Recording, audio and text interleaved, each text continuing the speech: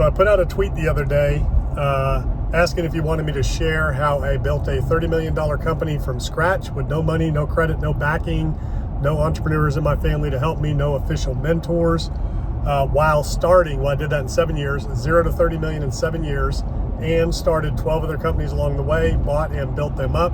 Some I bought, some I built up from the ground up, sold them off, and reinvested all the profits from all of those companies along the way, and leveraged that into hundreds of millions of dollars of real estate, doing my own deals, my own cash, my own, getting the financing myself, no partners, no investors. I did some joint ventures, but most of it was just me, my own cash, doing my own deals, starting with just me, my hands, my truck, my tools, nobody else. And did not go to college, went in the Navy right out of high school.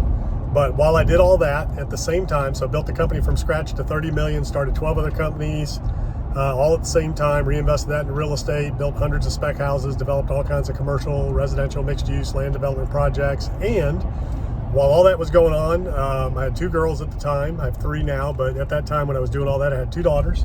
I coached all of their sports all year round. I was on the board of multiple community organizations, churches, nonprofits. I did not miss a birthday. I did not miss a school event, a play, open house, a parent-teacher day. I attended all of those things. In fact, I took my kids to school every morning. I would drop them off, and then I would head off to the office and get after it. So I was home every night for dinner, every weekend. We took multiple trips a year. So how did I do that? That was the point of the post. I was going to explain to you how I did all that, how I made that happen, without any formal training, no mentors, no backers, no financing, financial backers, none of that. So the way I did it was, where there's a problem, there's an opportunity. So the area that I was in, I was trying to get some work done on my house. It was the Outer Banks of North Carolina, a little barrier island off the coast of North Carolina where the Wright brothers took off. And I was trying to get some work done at my house. I bought a house, trying to get an addition put on it. I was 29 years old at the time. Moved there. I wanted to open some restaurants. That's what I was going to do. And I was working in a restaurant at the time.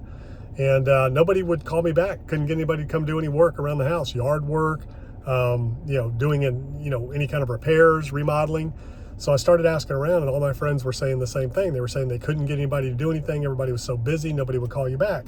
So I'm thinking, where there's a problem, there's an opportunity. I'd only done 2 things in my life to that point, restaurants and construction. So I'd always had like a little side business in construction, and I was handy while I was working and managing restaurants. And I did get some good training in the restaurant industry in terms of how to lead, delegate, motivate, how to be a manager, how to run the numbers, how to budget, schedule, all that kind of stuff. And when I was in the Navy, I did retail, so I learned I had a little bit of accounting, bookkeeping kind of training, not like what you'd get at a 4-year university, but basic stuff. So I could balance a checkbook and run a budget and stuff like that. So somebody just about cut me off. So anyways, I did have some basic training there in terms of business and accounting. So anyways, fast forward, I'm on the Outer Banks, can't get anything done. I say, well, there's a problem, there's an opportunity, I'm gonna start a little business. So the first thing I thought about was, what am I gonna call this company? I don't wanna sound like somebody that just showed up there, because I'd only lived there a short period of time. I wanted to sound like I'd been there a while, so I came up with Outer Banks Construction. And that's a name that kind of makes it sound like you've been there forever. I could not believe nobody had that name. So I immediately went and registered the name, Outer Banks Construction, set up my entity, set up the bank accounts. I got the domain. Well, even back then, it wasn't even a thing yet, the internet and websites and all that. So I didn't have a website yet or a domain name, but I just registered the name at the county, got my business license, and hung a shingle out. And I started doing my first project. Was a little deck that I built on the back of a restaurant, little small deck to hold a refrigerator. It was like $500 project.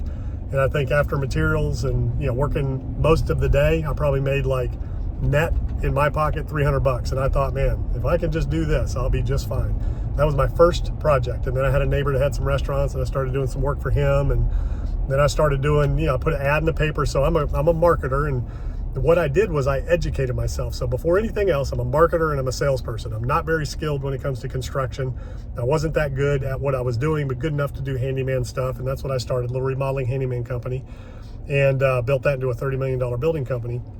But I did educate myself. So I started reading Rich Dad, Poor Dad. That opened my mind to, you want to build businesses that generate cash flow to invest in other assets. So that's what I did. When I read Rich Dad, Poor Dad, I saw Rich Dad. I wanted to be him.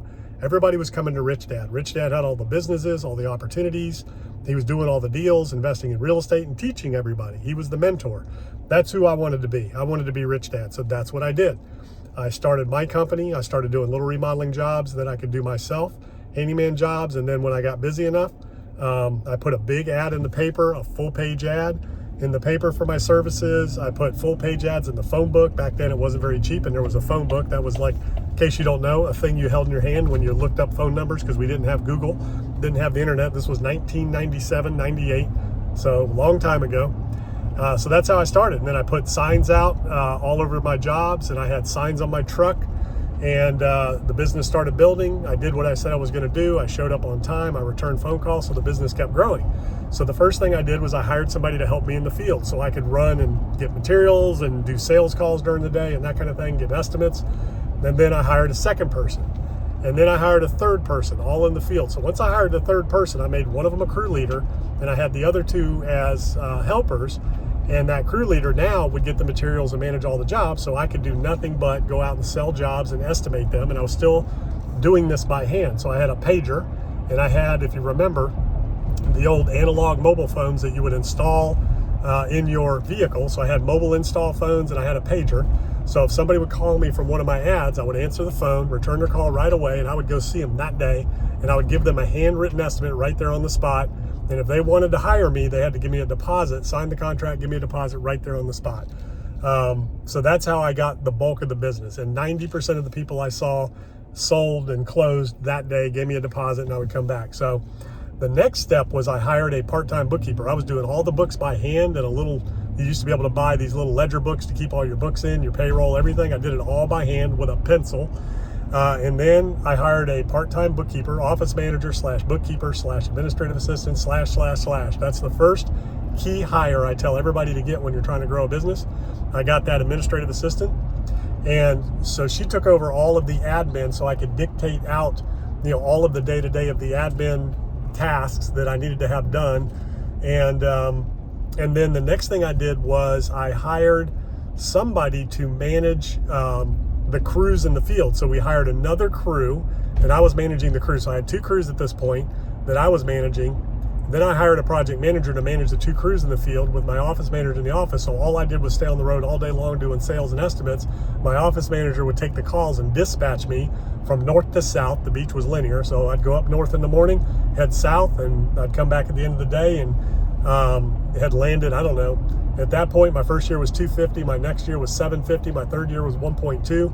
That's when I started building houses and spec houses, and it grew from there. So at this point, early on, I hired my third crew. So I had one field superintendent managing 3 crews, all full-time employees. We had about 20 people on staff, and I had one truck that was just mobile, small jobs with a couple of people in it, and then 3 full-time crews. I had probably 2 field superintendents at that point managing the different crews. I may have had 4, can't remember now, but I had 2 supervisors and multiple crews in the field to deliver on all the sales that I was making. I was still doing all the sales and all the estimates myself with the help of the office manager, and the crews were doing everything else in the field.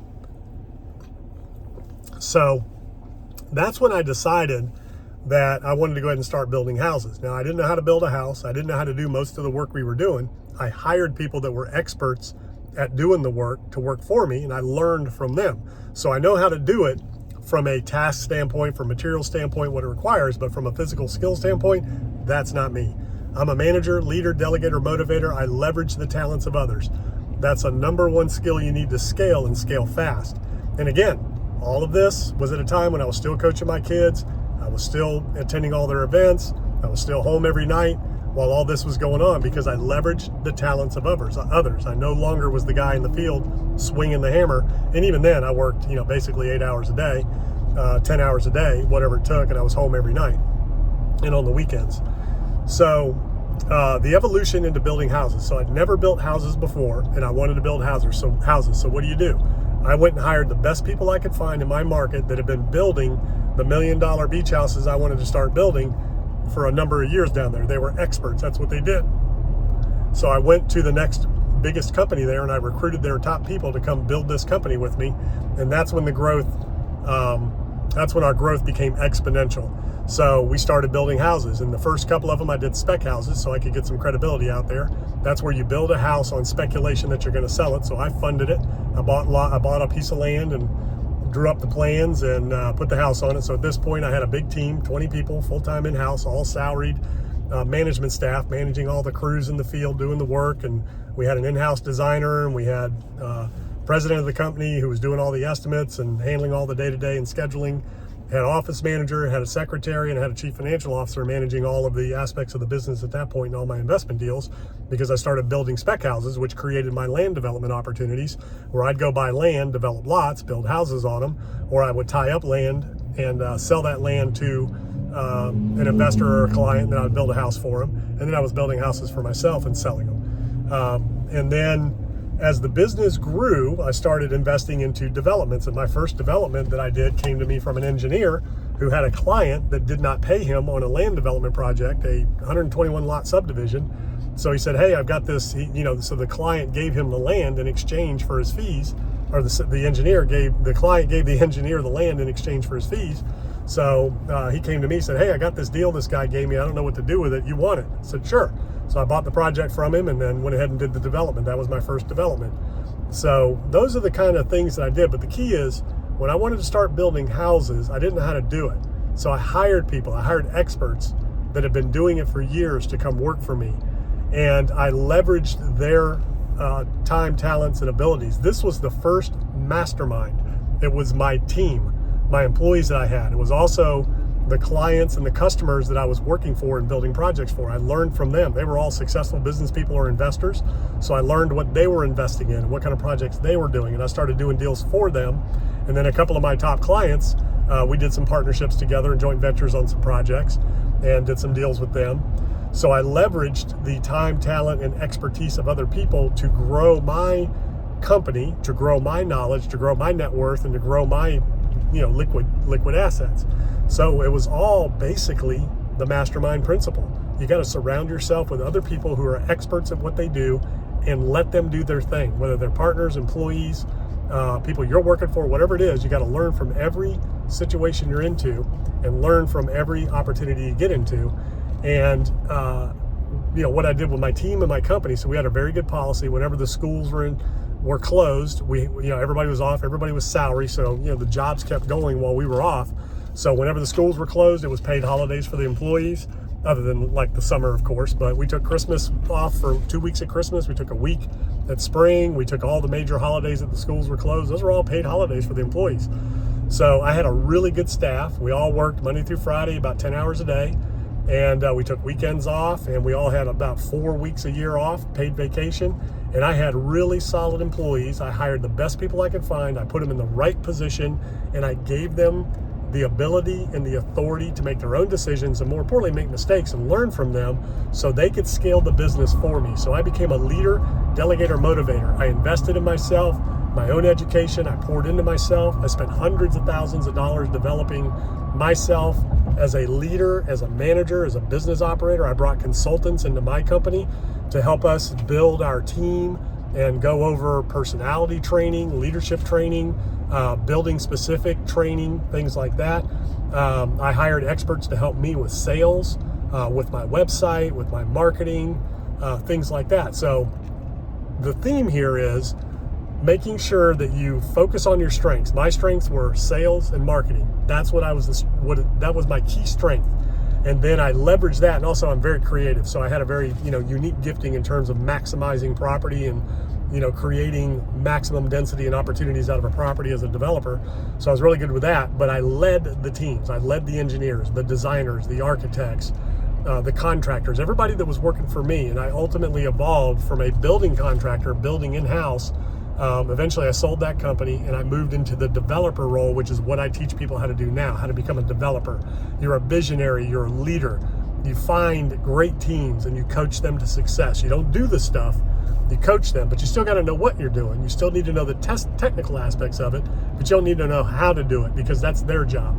So nowadays, that's what I do. I outsource everything. I have contractors that work for me, builders. I have architects, engineers that work for me on my projects and my companies. I have experts. I'm a co-founder in a tech company right now that we have a startup It's part IT services, managed services, and part we're creating a social media platform for the Christian community. So exciting news coming out on that soon.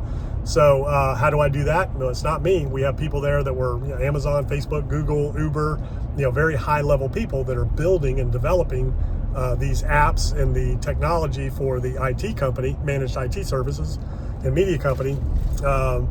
So anything you want to do, you just need to find the right people, the right team, bring them together. But the key is you got to be able to lead that team. You have to be able to be a visionary. And that's what a real estate developer is. That's what an entrepreneur is. And the reason I'm so passionate about entrepreneurship and why I teach entrepreneurship now and why I do what I do is because if I were not an entrepreneur, if I were not self-employed, I wouldn't have been able to carve my own path, do everything I did, and still be home every night if I wanted to, still be at every event of my children's activities, coaching them, being there at their school activities. I mean, everything they got, every award, every parent-teacher day, every whatever it was. I did not miss one thing with my kids ever. They came first. My family and my kids always came first. And I did not have to make that choice, thank goodness. And I know there's a lot of people that aren't in that position. And so that is why I'm so passionate about sharing everything I know and everything I've learned over the last 30 years as an entrepreneur, because to me, it's just such a freeing lifestyle. And nowadays, especially, I teach people how to do and develop a coaching and consulting business like I have, so you can work from anywhere in the world with people anywhere in the world. I've got people all over the world that I work with that I'm teaching how to do what I do in real estate, in development, in marketing, in sales, in companies, building and growing and scaling companies. I help them, find and how do you recruit, hire, train, lead, delegate, motivate. So that's what I help them do. Because, to be able to do whatever you want, when you want, call your own shots, name your own price in the marketplace, and just really have no limits on what it is you can do or where you can go. But more importantly, the impact that you can have on the world, in your family, in your life, in your family, in your community, and around the world. At the end of the day, it's about impact and giving back. So my entrepreneurship, my businesses have always been a vehicle to give back and make an impact in the community and in the world at large. So that's what I'm so passionate about. So that's how I did it. Number one, I found a big problem in all those areas that needed to be solved. When I created some of those other companies, some were service companies, like a pool spa landscaping company, an electrical company, storm shutter company, painting company. I had a gymnastics, trampoline, cheerleading school. Again, big problem in the area that we didn't have, and solved it. I had some restaurants, retail, had all kinds of different things, but either people would come to me that had an idea and they had experience, and I partnered with them and we would build the company and I'd sell it back to them, or we'd sell it off, or I would just buy them outright and scale them like I did with the plumbing company. So those were the types of businesses that I had and that I was doing, and I leveraged the expertise and the talents of others, and I coached them to success. So that's how I created all of the success that I created in all of the companies that I was involved with, including my main company, the building and development company, was by finding great people and coaching them to success, supporting them, and helping them achieve their goals. And the philosophy was, if everybody is successful and profitable, then we're all going to be doing well. Same thing with employees, same thing with team members and everything. And that's why I would hold seminars with my team members and my employees and everything else. So that's my long story short.